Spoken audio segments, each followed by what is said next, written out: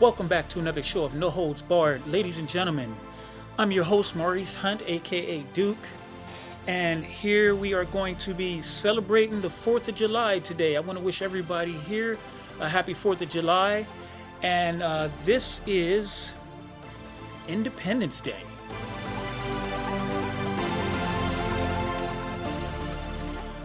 All right, ladies and gentlemen, as you know already by now, we never start the show without giving them the look.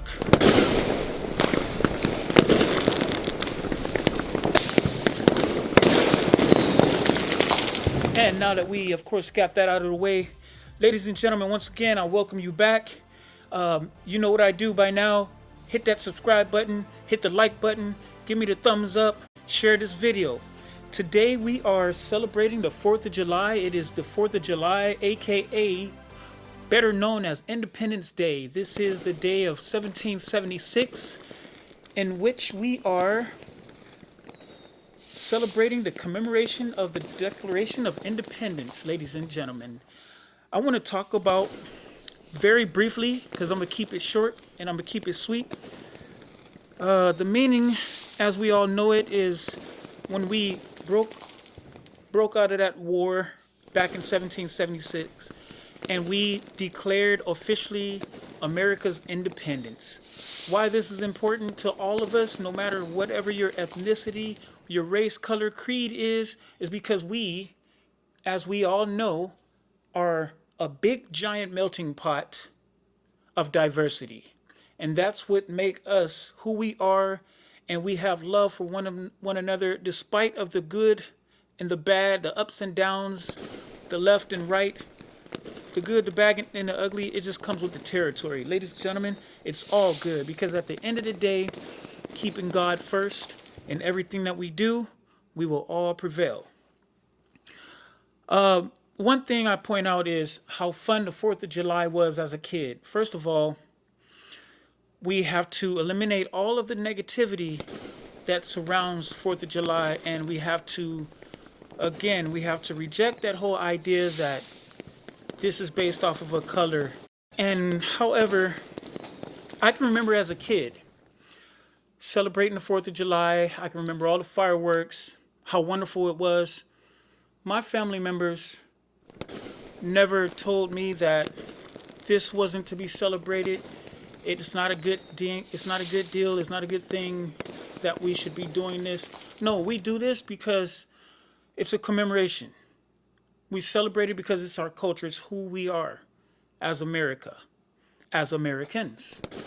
Another thing I want to point out is I can remember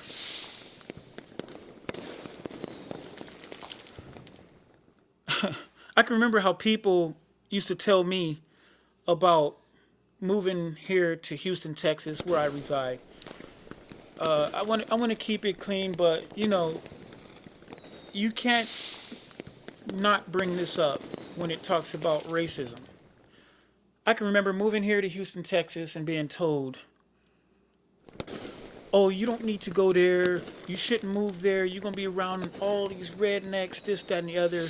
White folks, you can't trust them. You can't trust them at all." And while I'm hearing all this stuff being presented to me and being expressed to me, I'm cutting steaks, the fattest steaks that you can enjoy, with my white neighbors. And I'm thinking, how miserable do one have to be to spread this type of message? And I'm like, okay, I'll take it even farther. Not only are we cutting steaks and breaking bread with one another in our community, and I do live around a lot of white folks, but their children, they bring their children to me to be dropped off, to have fun with my children. How wonderful is that? For me, I like to stay positive and keep the message and the growth going within my offspring. I don't want to teach them that whatever the grim history was is what we are today, because that is not accurate. We move forward to the darkness of the yesteryears or the past histories of America. And that's not to say we shouldn't know our history. but just move forward and grow in unison. That's how you make a good country. And you start that message and you present that to your little ones. But like I said, it's the most wonderful feeling that I've ever had to have the trust of white people bring their own children to me so they can enjoy times with my children. It's a wonderful feeling to have, spite of what the mainstream media want to tell us, spite of what your old friends or family members might have in their heart. That's stuff that you just need to let go. Don't get it twisted though. I do know that there are people still struggling with racism. But you know what? That's a minuscule amount, and they're becoming extinct because they're getting pushed out by goodness. And all we have to do is just continue on with that message, continue on with that path and that road to victory. We will get there. I can remember when 9/11 happened. Look how unified we were. Color, racism, it wasn't even a factor. We came together as a unit during those unfortunate events, I might add. But that feeling that brought us together was one of the best feelings I ever had in my life when it comes to unity. And you know what else it reminds me of is, unfortunately, I'm going to parallel that with when you got a family who never speaks to each other, and then all of a sudden you lose a loved one. And how it brings everybody together, once again, as a family. And you get that glimpse of your strength, your bloodline, of how wonderful and how strong you are together.